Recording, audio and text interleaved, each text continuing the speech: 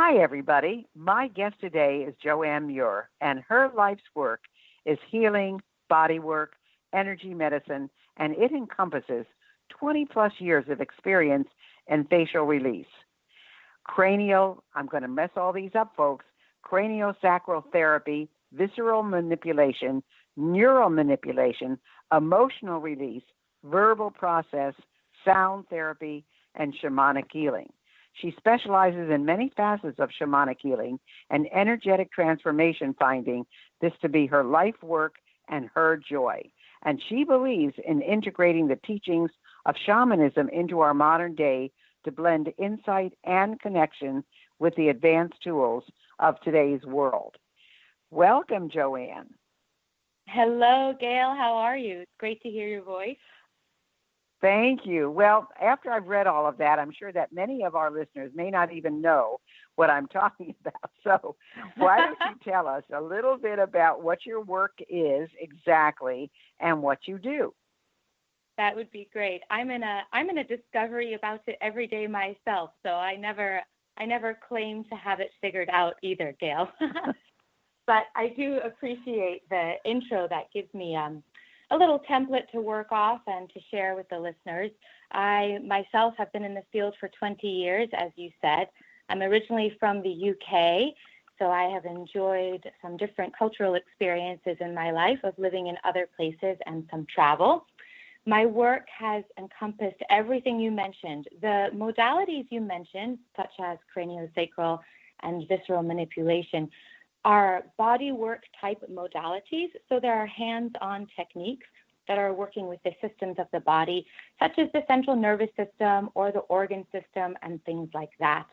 I think the reason I got into that work first is because it often transcends or goes past the human tendency to overthink. And so with touch therapies that get into the body's intelligence, we can find magic and healing without getting our head in the way, which I'm sure a lot of us can relate to. We do often. That brought me to find my first teacher and shaman about 15 years ago, and I fell in love with the concept of shamanism because it included everything from touch to sound to movement to aligning with nature, and really an ability to feel and experience life in a playful, expansive way. So I've been integrating all of these for many years in private practice or with groups, and I've had the opportunity to travel and train with many shamans and indigenous healers and work with many shamanic practices. And then I enjoyed doing a degree in counseling and consciousness studies, just to give all of this a little bit of an academic foundation, perhaps so we can bring this to the Western culture in some educational, applicable type of way. So it's been a really fun journey for me so far. Well, you mentioned the word shamanism many times in the last minute or so, and I'm not sure everybody really understands what a shaman is or what shamanism is. So why don't you explain it as easily as you possibly can? Yeah, the challenge of the day. No, it really does have a simple explanation. And I think where it may ever be complicated is in its diversity. So I would break it down to say shamans have the ability to see, perceive, perhaps even hear in between what we know as the physical reality and the non-physical realities. And so it really starts with a belief that this physical world, the three-dimensional reality, is not the only existence, and that quite often there are energies around us that not only exist, but that can hold a lot of helpful information for us. And so shamans I see as translators between these worlds, and they often have deep-rooted practices in rituals and ceremonies that work to connect with everything around them. They're very, very tapped into nature. They find themselves to be not separate from the teachings of the elements and the animals. And you will find it to be one of the oldest religions of humankind. So we have been using it to understand herbs and medicine, energy medicine, connectedness, joy. I would say a languaging, tribal medicine. They use a lot of sound. They use a lot of movement. And so depending on what region you study in the history of shamanism might determine what the shamanic practices are. So perhaps shamans from Mongolia might practice slightly different than shamans from Russia, but there are some foundational practices that are the same. That's interesting. That's very interesting. So since this is a show about living regret-free, what does the term regret mean to you? I loved this. I loved meeting you and hearing that you had this show for so many reasons. And so when I think of regret, there's sort of an obvious reaction, I suppose, of an emotional sadness or disappointment.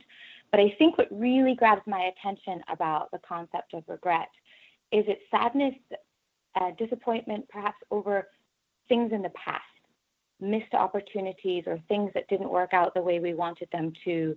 But really, it's something about the past.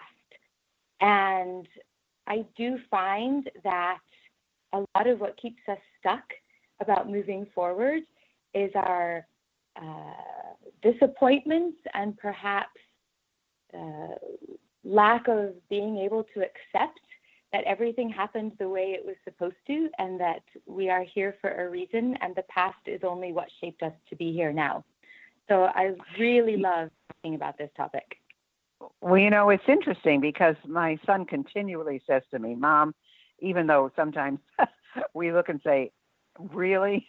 He says, Mom, everything is happening just the way it's supposed to happen. There's a purpose and a meaning for everything. And I look at him and I say, yes, you know, but when things are really hard, you wonder if it's really happening for a purpose. So do you see regret as a hurdle or a limitation? And do you see this as a prevalent issue when you're working with people? I love that. I love what your son says. I love that you add to it this perhaps deeper dynamic of when things are really hard. In other words, it's so easy to apply concepts of everything happens for a reason when things are good, right? And then that's right, exactly. That is difficult. That's when we get tested, right? Yeah, it's like, okay, universe says, do you believe this? Show me that you believe this, right? And we're all human. Right. I don't expect us to just leap into positivity when something's incredibly difficult. We get difficult diagnoses. You know, we might be parents and terrible things happen to our children. There might be, you know, there's war and devastation every day, right? So I completely understand that being human is number one. What I do find is that it is a hurdle when I'm working with people, whether it be individually or in group, because there can often be an inability to trust and then open their perception to what else that scenario might have birthed for them, or what else might have come out of it, or that it might not even have come to fruition yet, and we don't know if it's going to lead us to more insights than we know. So quite often we get very stuck in something being difficult, and we don't expand out. When something is difficult, this is why I love working in the body sometimes, is we tend to grip, right? We're scared and we just grip. We freeze. We are in fight or flight, or we are in freeze mode, and everything goes into stuckness. And there's a way to work where we can practice trust, show me more, what is this about? How do I know this was my choice and this is not happening to me? There's a lot of ways to work with these concepts to free people enough where they are back in their personal power and therefore seeing what they need to see and perhaps choosing what they need to do with the situation. And that tends to do what I call alchemy. It changes the dynamic into something more positive, and we can create some motion, right? So when you work with people, Joanne, how long, I mean, is this something that is lifelong? Does somebody work with you lifelong, or is this something they work with you on for, let's say, 2 or 3 months, or how does that work? Yeah, thank you. That's a beautiful question. I love that my work so the answer is yes, right? I love so all of the above, right?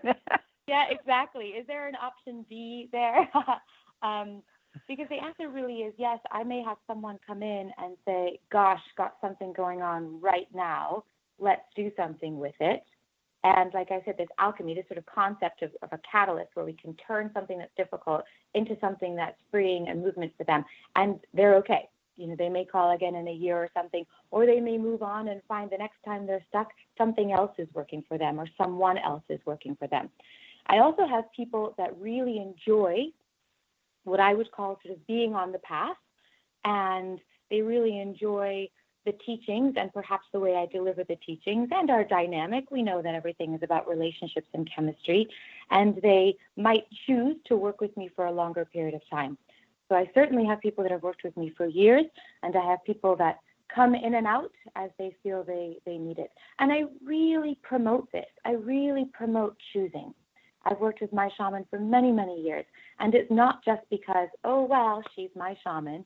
It's because I come back, I use the work, I apply it, I do my own growth, and then I choose, do I want to still work with this person? So I really try and work with people to step into their own personal power and their ability to almost be their own shaman. And then if they choose to continue working with me, it's a much more powerful dynamic because of the choice, and the medicine of the work, as I call it, seems to be stronger. So it's really nice for me to get a little bit of everything in there. So what are some tools or exercises you could give people to eliminate or combat regret? Because are there some things that people can do on their own? I do think so. Some of them are concepts. So you said that you took the first one from me when you said your son says everything happens for a reason. I think what's difficult is there are so many positive cliches that sort of get thrown around in our culture, and we just hear them, right? Sort of, yeah, right? Maybe an eye roll, maybe a sort of flippant response to that or something, but really sitting with this. So if everything happens for a reason, can I see the reason? Can I pay attention to the details so that perhaps I see more of this than what I already knew? I tell people all the time, try not to ask why questions about a scenario. Try to ask what questions. For example, we might say, why did this happen to me, right? Why is this happening? And the unconscious mind... I think people say that all the time. I think that all the time, that's a question that right? people say all the time. Why is this happening to me? And I think that's absolutely a question that probably goes on just about every day with somebody. Yeah, I love that. I'm not the only one that's seeing this. So, oh no. We have a why because we really do want to know why, the great mystery. I think that's the beautiful thing about being a human and why I love the shamanic work, because we do want to be on the exploration of why. It's exciting to be in curiosity about the brilliance of this universe. The only problem is if we're trying to execute an answer from a problem that feels bigger than us, why tends to leave so much open to our unconscious that we get zero answers. So I tell people, change your why question to what question. So instead of why is this happening to me, what am I getting out of this? What do I need to see? What could I do about this? What is my next move? And so the questions might be different. This is, often quite what I work with people. Sometimes I help them with their questions. They already have the answers. Sometimes they need the right questions. But just that's what I was just going to ask you, Joanne, is that, if they're asking themselves all these questions, which I think, I would ask myself and a lot of other people would too, but we cannot come up with the answer. We're so close to it that for us to come up with the answer is very difficult, or else we wouldn't be in this conundrum to begin with. So what do you do when people ask themselves these questions, but, it just, we don't have the answers? And so that's brilliant also. Sometimes we're looking for the answers immediately, and we forget that answers come in random places, right? We may ask a question, And then we get in the car and turn on a radio, and the song that's playing has an answer in it. This is the